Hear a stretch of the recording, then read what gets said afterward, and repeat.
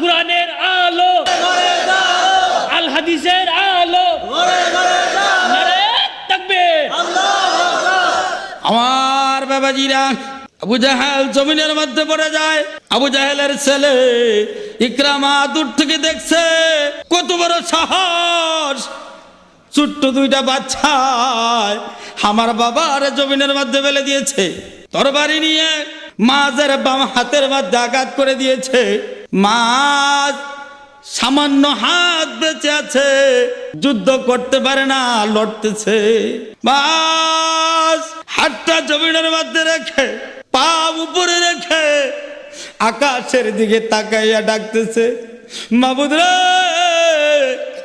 আমি পারলাম না হাতটুকু আমি বাঁচাতে।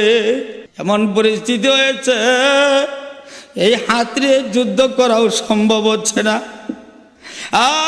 মাবুদ, বাকি হাতটুকু নবীর জন্য আমি কুরবানি দিয়ে দিলাম। দুই ভাই এক হাত দিয়ে যুদ্ধ করতে করতে দুশ্মন আবু জাহেলকে চির খতম করে দিয়েছে। রাস্তার কিনারায় আবু জাহেল পড়ে আছে। মাহফিজ দৌড়াইয়া মাঝের কিনারায় যায় বলতেছে, বাইরে তোমার কাছে কেমন লাগে? মাছ ডাকতেছে, মাহফিজ রে, আমার কাছে জান্নাতের ঘ্রাণ লাগতেছে। সুবহানাল্লাহ, জান্নাতের ঘ্রাণ লাগতেছে। মাহফিজ বলতেছে, মাছ তোমার মনে কোনো আশা আছে কিনা? মাছ ডেকে ডেকে বলে, আমার মনে কি আশা, তুমি পুরা করতে পারবা না।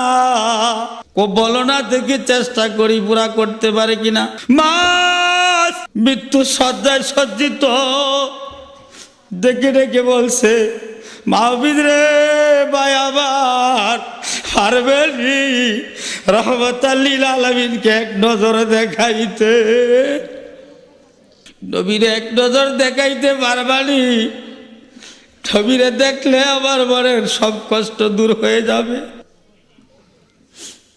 নবীরে কি একটু দেখাইতে পারবা? আল্লাহু আকবার। মাহফিজ দেখে বলে, কোথায় নবী? এই মুহূর্তে দেখানো তো সম্ভব না। মাছ দেখে বলে, বাইরে কিছুক্ষণের মধ্যে আমি বিদায় হয়ে যাব। তারপরে ভাই নবীরে যায় বইলা দিও,